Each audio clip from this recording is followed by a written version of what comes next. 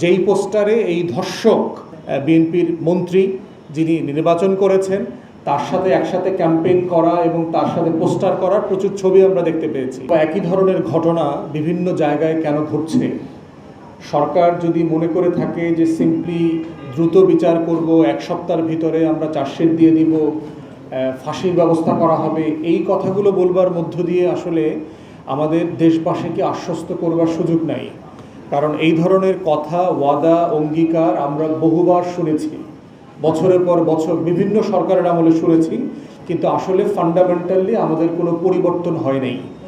এবং ঠিক একই কারণে দেখেন যে এই আস্থাহীনতার কারণে যেটা হচ্ছে, আমরা আশঙ্কা করছি যে অনেকেই কিন্তু আপনার আইন হাতে তুলে নিতে পারেন এবং সেটা আমাদের কারোর জন্য খুবই স্বস্তিদায়ক বিষয় হবে না।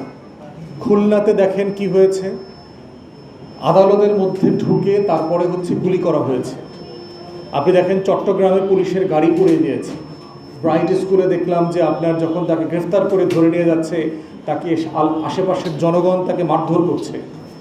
তাহলে এই ঘটনাগুলো প্রমাণ করছে যে সরকারের সিম্পলি এতটুকু বলা যে আমরা বিচার করব, এটার উপরে দেশবাসী আসলে ভরসা করতে পারছে না, আশ্বস্ত হতে পারছে না। বরং আমরা কাজ থেকে দেখতে চাই, কাজের মাধ্যমে, যে আসলে আপনারা সিরিয়াস, আসলে আপনারা বিচার করতে চান। এবং আগের যে বিখ্যাত কেসগুলো যেগুলো নিয়ে আমরা বারবার কথা বলেছি, আসিয়া হত্যাকাণ্ড, তনু, এগুলোর কেন বিচার হয় নাই, এগুলো কোথায় আটকে গেছে, সেই জায়গাগুলো বারবার আমাদেরকে মাথায় নেওয়া দরকার, আলোচনা করা দরকার। আমরা আজকে এখান থেকে সরকারকে আহ্বান জানাচ্ছি যে আপনারা ধর্ষণের ইতিহাস এবং ধর্ষণের কারণ উদ্ঘাটন, বিচার কেন হচ্ছে না, এই মর্মে একটা কমিটি করেন, পার্লামেন্টে করেন, ক্রস পার্টি, এবং সেখানে বিজ্ঞজন যারা আছেন, ভিকটিম ফ্যামিলি আছে, তাদের সবার কাছ থেকে শোনেন যে কোথায় গিয়ে আমরা আটকে গেছি, মানে কেন এই ঘটনাগুলো বারবার ঘটছে কিন্তু বিচার হচ্ছে না।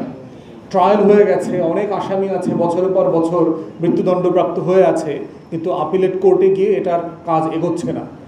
তাহলে নিশ্চয়ই সুপ্রিম কোর্টে চিফ জাস্টিসের সাথে বসতে হবে, অ্যাটর্নি জেনারেলকে নিয়ে বসতে হবে যে জুডিশিয়াল প্রসেসের মধ্যে কোথাও কোনো গ্যাপ আছে কিনা, যেই গ্যাপটা সম্মিলিতভাবে আমরা অ্যাড্রেস করতে পারি। এই কাজগুলো যদি করতে না পারেন, তাহলে সিম্পলি বাসায় যাওয়া, কার কোনো মেয়ের দায়িত্ব নেওয়া, এর আগের আমলে আমরা দেখেছি যে নিমতলী হত্যাকাণ্ডের পরে যমজ বোনের দায়িত্ব নেওয়া, তাদেরকে বিয়ে শাদী দেওয়া, এগুলো করা হয়েছে। এগুলো করবার পরেও পুরান ঢাকায় সিলিন্ডার বিস্ফোরণ হয়ে অথবা রেস্টুরেন্টে আগুন লেগে মানুষ মারা যাওয়া বন্ধ হয় নাই। ওখানে শত শত মানুষকে আমরা কবরে চলে যেতে দেখেছি বিভৎস অবস্থায়।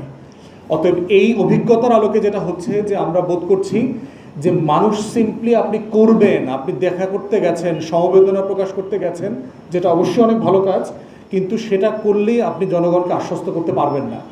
এবং এর সাথে আমরা যেটা বারবার বলেছি যে মাদকের সম্পর্ক আছে এবং এর সাথে সাথে রাজনৈতিক চাঁদাবাজির সম্পর্ক আছে। ইতিমধ্যে আপনারা দেখতে পেয়েছেন পোস্টারটা, যেই পোস্টারে এই ধর্ষক, সে যে বিএনপি সরকার দলের সাথে সম্পর্কিত, কোথায় কোনো পদ পদবি আছে কিনা সেটা আমরা জানি না, বাট আমরা ওখানে যে বিএনপির মন্ত্রী যিনি নির্বাচন করেছেন তার সাথে একসাথে ক্যাম্পেইন করা এবং তার সাথে পোস্টার করার প্রচুর ছবি আমরা দেখতে পেয়েছি।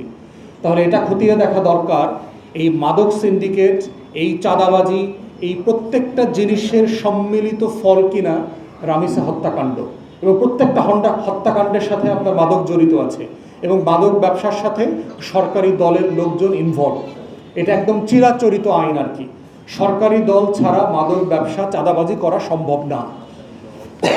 তাহলে সেই জায়গাতে সরকারকে আশ্বস্ত করতে হবে যে আপনি শুধু রামিসার বোনের দায়িত্ব নেওয়ার দরকার নাই, আপনি যেদিন প্রধানমন্ত্রী হিসাবে শপথ নিয়েছেন সেদিনই আপনি রাষ্ট্রের দায়িত্ব নিয়েছেন, 20 কোটি মানুষের দায়িত্ব নিয়েছেন।